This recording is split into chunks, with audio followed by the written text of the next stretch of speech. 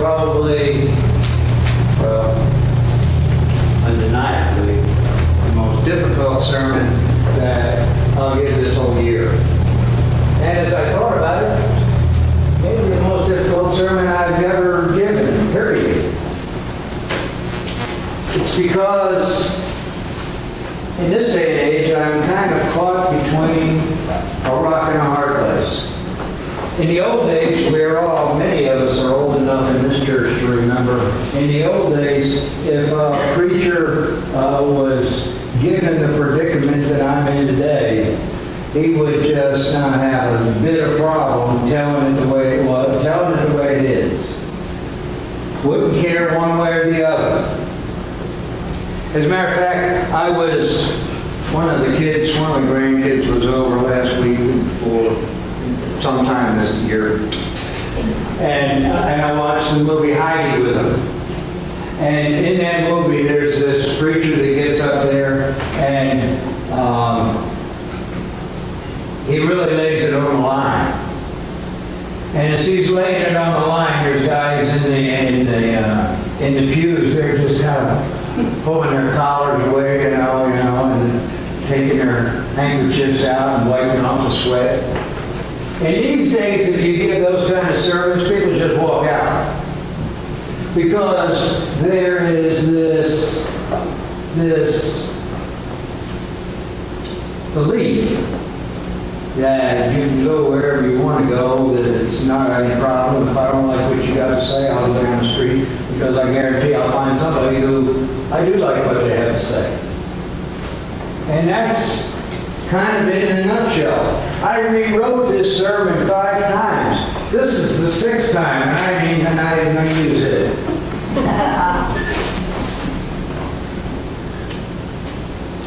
The problem is, Jesus asks us to do things that in the 21st century, people don't want to do. People actually refuse to do. And I'm going to, you'll say that I'm going to pick on you, but I'm not going to pick on you. I'm going to tell you what Jesus told another church, but I'm going to tell it in such a way that hopefully you'll understand that don't feel like a Lone Ranger, because it happens in just about every church around the world since the beginning of churches. That's how huge it is. That's how much of a problem it is. But nonetheless, there's a possibility that I may touch one of your sensitivities and you'll say to me, "You're judging me." Well, let me say right now, I am not judging anybody. I have a hard enough time judging myself to have to worry about judging somebody else. It ain't going to happen. But what I will do is I will express to you observations that I've made, information that's been given to me through the Holy Spirit, what I've read in the Holy Bible and compared to the churches down through the ages. Yes, we'll make those comparisons. As difficult as they are to do in the 21st century. As much competition as there is for church membership in the 21st century as there is. But even with that, I think that God is telling us, you do what you need to do. You do what you're supposed to do.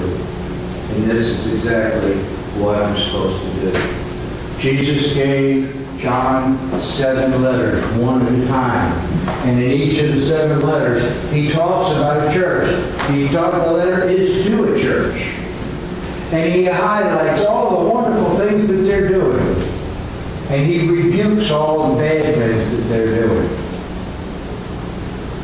And that's where the beauty comes in of these 7 letters, is that they apply not just to those 7 churches, they apply to every single church throughout history around the world.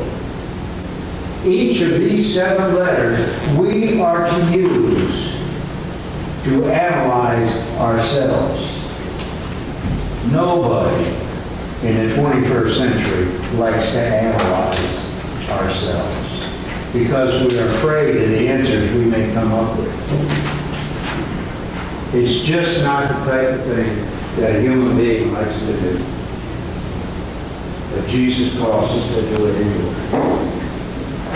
So, what we're going to do is we're going to go through these. We're just going to go through 2 letters today, and we'll see how these particular churches measured up.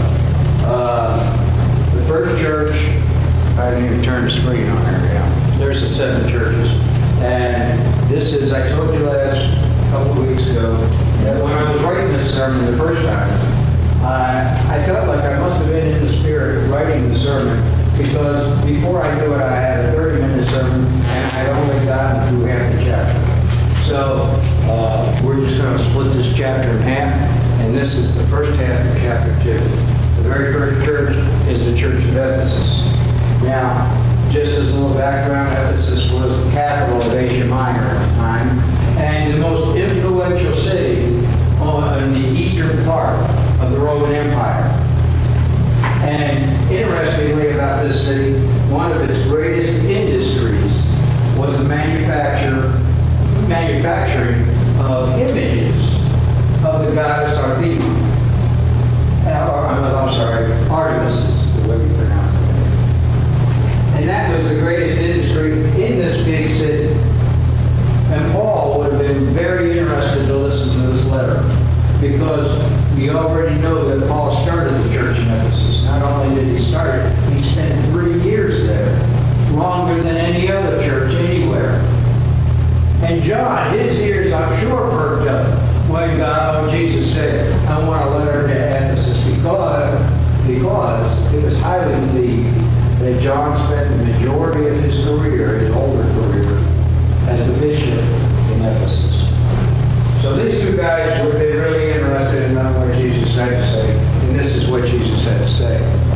I know your works, your labor, your patience, and what you cannot bear, and that you cannot bear those who are evil. And you have tested those who say they are apostles and are not, and have found them liars. You have persevered and have patience, and have labored for my name's sake, and have not become weary. Nevertheless, I have this against you, that you have left your first love. Remember, therefore, from where you have fallen, repent and do the first works, or else I will come to you quickly and remove your lampstand from its place, unless you repent. Let's look at that list. That is a great list. That actually, I will tell you, I'm being honest now, that has Boone Grove written all over it. We're great in our works, like they were. We're great in our labor, like they are. We're great in our patience. Hatred of evil, I can't really say that in this church, and that's on me, because I just don't push my preaching in that direction. So I can't really say that. Perseverance, I want you to understand something about perseverance. This is very important. You'll see God talk about perseverance all the way through the Bible. And I want you to understand, as first century Christians, we're not there. We don't have to worry about the Romans knocking on our doors and taking us and putting us in jail, or worse, perhaps dropping us into a vat of oil, or something along that line. We don't have to worry about that. We don't have to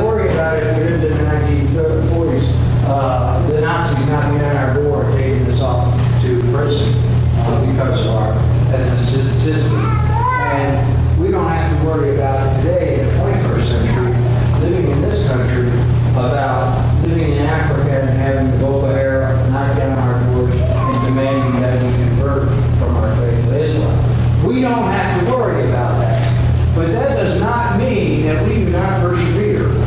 And this is very important to you because you live in a situation that requires you to persevere. You have to persevere just as much as those people had to persevere. Nancy over here can't get up in the morning without pain in her hip. Linda can't hardly leave in the summertime or in the fall without worrying about being able to breathe. Ruth Ann over here constantly with her back pain. Nancy constantly with arthritis pain in her hands. Every single one of you probably has some pains that God's given to you or allowed you to have that you have had to persevere through. Every single person in this room knows somebody who has cancer or some other debilitating disease or is going through some kind of treatment that breaks your heart or is in prison. Everybody in this room is persevering. And I know that you're persevering through these things because you're here. That's what perseverance means. Perseverance means you're going to walk the tough road, but you're not going to blame God for the tough road. You're going to continue to give Him the glory that He deserves. And yes, perseverance is high on this church's list. You have done an excellent job. But then what does Jesus say? And He says this, I wrote this in a different Bible version. He says, I know you're backsliding regarding the love you once had for me. And like I told you before, I need you to understand, I'm going to pick on you about this. But understand that this problem exists in every church around the world unless their pastor is all over. Because it's a human nature thing. It happens, it comes up, and you don't even realize it's happening. But it's huge. It's so huge that Jesus, it's one of the first things He wanted us to know, to watch out for. He told it to Ephesus. He's telling it to us. He's telling it to a lot of churches around the world. Here's the problem. The problem is that our good works become, at some point, just nothing more than that, good works. Like most people, when our good works start out, our good works probably start out for one reason only. And that reason is that we love God. We love Jesus Christ. That's what Jesus Christ told us to do. Love God with all your heart, mind, and soul. And be my hands and feet. The first part is that whatever you do in life, you have to do it going in, loving Him. And that's where we lose it. We lose it because we do the good works, but the good works then become routine. And we just do it at a sheer repetition after a while. And it is so easy for us to tend to lose the why. The why that we do it. The why that we do anything. I see it all the time.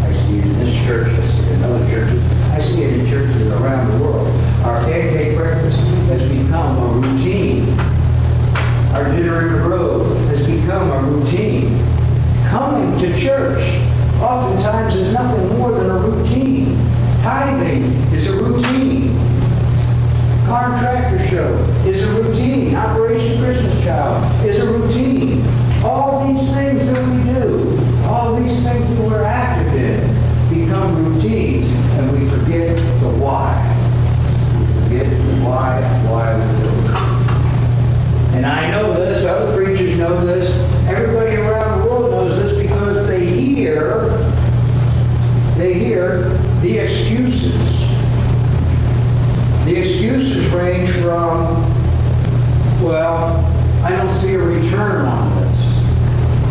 Let me tell you something about a return on our investment. Blessed is the man who God actually lets see with his own eyes that little seed pod break open and a tender little green leaf appear. Blessed is the man who gets to see that, because it's rare. It's rare.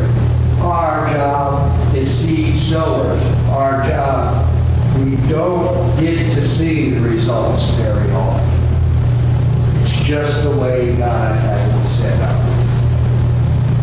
We're seed sowers.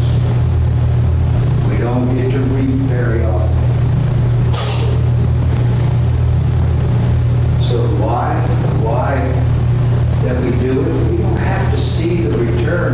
But why is because we love Jesus Christ, and He asked us to be His hands and feet. Period. Way back in a time when I was growing up in probably high school era, there was something kind of going around in the country that when people said something and they made an exclamation, they used to say the word period. And that's what I feel like saying today. Jesus told us to love Him with all our hearts and minds and souls. And then to be His hands and feet. Period. He doesn't ask us beyond that period. He doesn't ask us to analyze the things that we do, the hands and the feet work. He simply says, love us and do it. So many times I see people participating in one activity of the church, and they'll never see them in any other activity of the church. Because they've analyzed in their minds what's important to them and what isn't important to them. It's all important. Every single thing we do in this church is important because we're going into it, doing it, because we love Jesus Christ. If you remember, if you were in here for the Car and Tractor Show sermon, that was probably one of the best sermons I've ever given on prayer. And essentially what I told everybody was, and you're standing here and you're frying up a couple eggs in the morning, in your mind, you're doing it because you're hungry. In your mind, you're doing it because you need nourishment throughout the day. But if you change the why that you're frying up those eggs to simply, I love God, you're still going to eat the eggs, you're still going to get full, you're still going to get the nourishment. But the reason changes. You drive to work every morning. You drive to work in order to get to work. If you change that reason in your mind to, I'm driving because I love Jesus Christ. It doesn't change your driving. It doesn't change your getting there. It only changes your mind. If you get to work and you push a button in order to start a machine, you're pushing a button in order to start the machine, but if you change in your mind the reason you're pushing a button, and that's because you love Jesus Christ, the machine's still going to start. The results are always going to be the same. But you're going to move Jesus into the forefront of your mind. Because why is this important? It's important because you do a million things a day. And if you can take just a few of those things and start remembering that you're doing them for the love of God, for the love of Jesus Christ, then you're going to be so much better off. You're never going to have this problem. Because everything that you do, in this church and out of this church, everything that you do, you're going to be doing it for the love of Jesus Christ. You're going to be fulfilling the commandment. The commandment is, love me with all your heart, mind, and soul. And oh, by the way, keep my hands and feet while you're down. That's the why. That's the why that we cannot ever forget. But it's so easy to forget because we run into routines. Things become routines. We have to stop the routine part. We have to put, every time we have an activity in this church, it has to be a new activity. An activity that isn't a routine. And it becomes a new activity because it's today, and today I'm doing this because I love God. Not because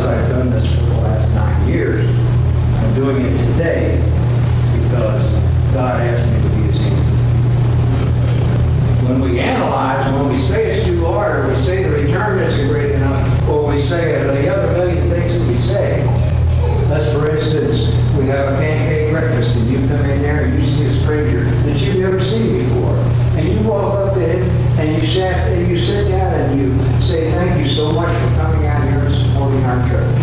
I hope your breakfast meets your expectations, and I hope it is really delicious too. You planted a seed. Now, if you were at home and you decide, I'm not going to go to the pancake breakfast because the return isn't great enough, or for whatever reason, that seed will never get dropped because you weren't there to drop it. That's Jesus' plan. The plan is for the church in its entirety come together and get these things done to be accepted. And let me add one last thing to that. If we're talking about physical inabilities, I'm not talking about that. If you can't barely walk down the aisle, if you can make it to church, then all I ask you to do is sit there and be our cheerleader. That's all Jesus asked you to do. You don't have to actually come and work. You just need to come and be our cheerleader, our supporter, a part of the church. That's what he wants when he talks about works. We have to discipline ourselves. Each and every event. Each and every event is an opportunity. It's an opportunity to be our Lord's hands and feet. It's an opportunity to show our Lord Jesus Christ to the world. We need new enthusiasm, not just on event days. I'm talking we need new enthusiasm every single day. Getting up in the morning, we need to start thinking, I'm doing this because I love Jesus Christ. You never, ever, ever want to hear him say this, or else I will come and quickly remove your lampstand from its place, unless you please, please, repent. Repent with me and ask the Holy Spirit to make us a stronger church than we've ever been. One last thing in Ephesus that I want to bring to your attention is in verse 6, and it says, but you have this, that you hate the deeds of the Nicolaitans, which I hate. Now, nobody really knows what this group is, but they all pretty much agree that it was a cult within Christianity. And it's a cult that you certainly want to stay away from, because they did things like this. They were a cult that tried to create a ruling class of priests in the Ephesus church. Others say they taught Christians that they could sin because what's done in the flesh does not affect the spirit.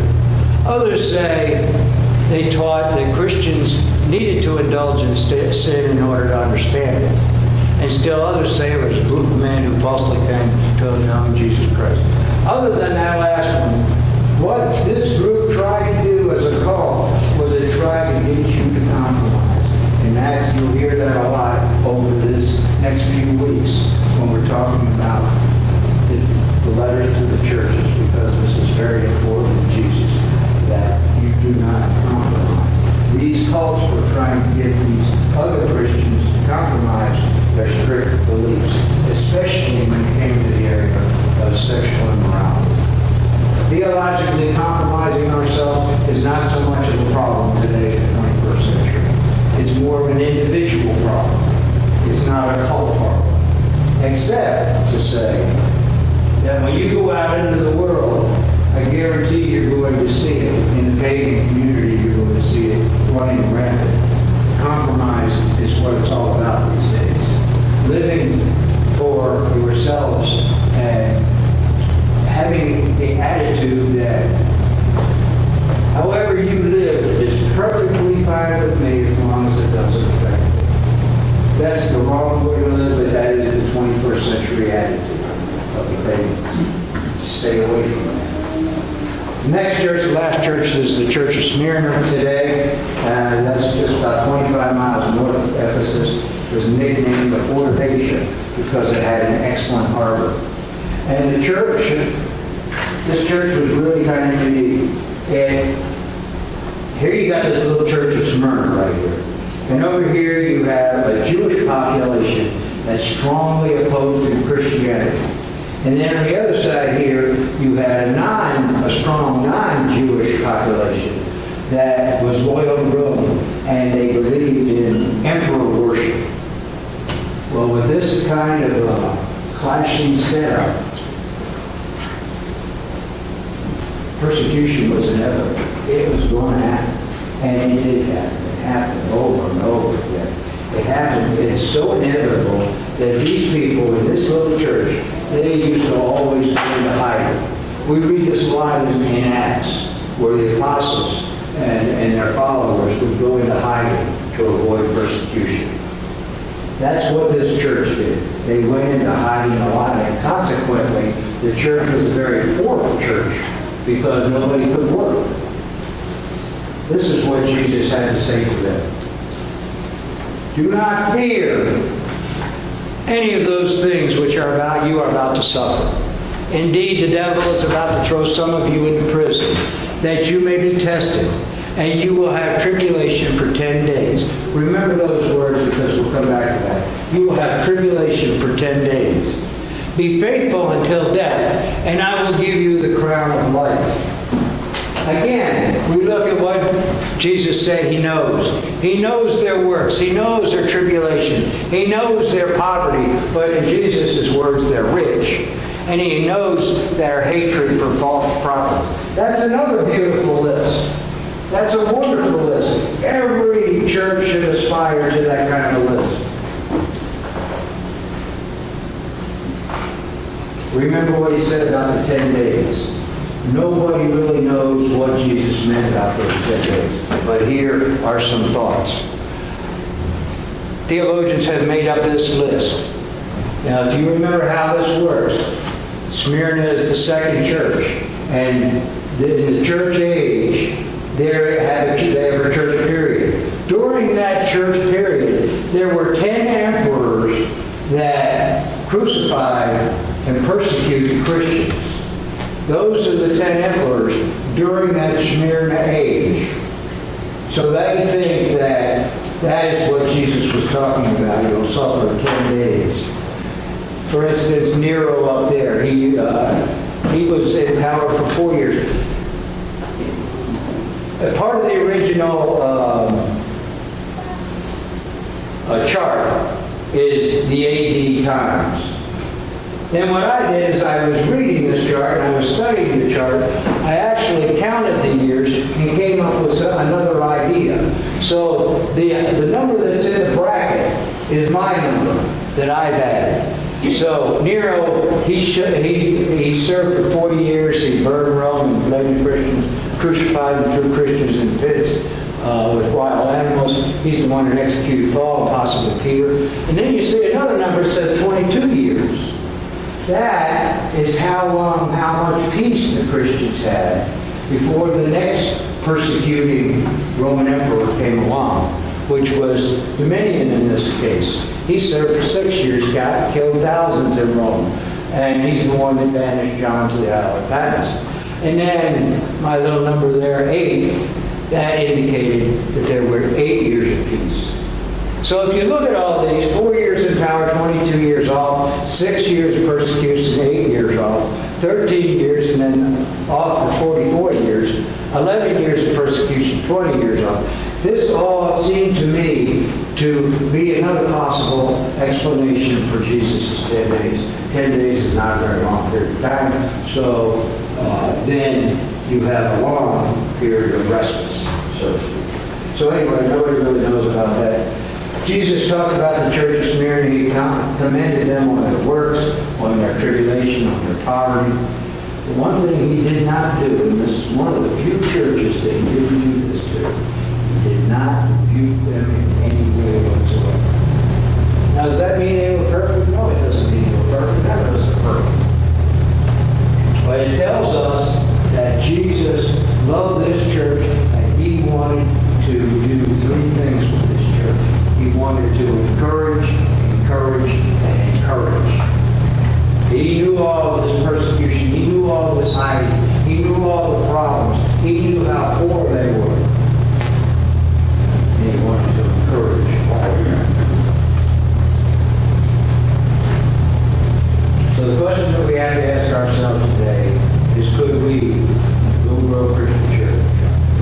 suffer physical persecution and/or poverty and remain a church. Question is our faith in Jesus Christ and in each other strong enough? Now, before you come to a really quick yes answer, understand, we are suffering persecution. Many of us know what it means to be flat-throated. Where's our next meal going to come? Where's our rent payment going to come? Where's our mortgage payment going to come? But I think after you analyze it, I think that you will find, and yes, I believe this church will survive. The last thing I want to talk about is in verse 11, because I need you to understand this. He who has an ear, let him hear what the Spirit says to the churches. He who overcomes shall not be hurt by the second death. The second death. This is so important that I put this on the back of your bulletins. Why did I do that? All of us know somebody who we would love to convert to Christianity. In some cases, it's a daughter. In some cases, it's a son. In some cases, it's a neighbor. But it's somebody in our lives that we would like to wise up. So I put this on the back of your bulletin so that you can leave it laying around the house. And hopefully, one of those people, or that target person for you, will just read it because it's as simple as can be. And we'll go right through it. The Bible tells us there are two deaths. The first death is physical. The second death is spiritual. But don't think of death as the end of things. Think of death as a separation from things. In the physical death, the soul and the spirit are separated from the body. We all know that. In the spiritual death, the soul and the spirit are separated from God. But in the exact same fashion, if there are two deaths, there are also two births. There is a physical birth and there is a spiritual birth. When a person is born physically, the person's body is joined with the soul and the spirit. When a person is born again, baptism, confession of faith, whatever it is for you, the person's soul and spirit are then joined with God. So that brings us to the conclusion. The conclusion is, if you are born just once, you will die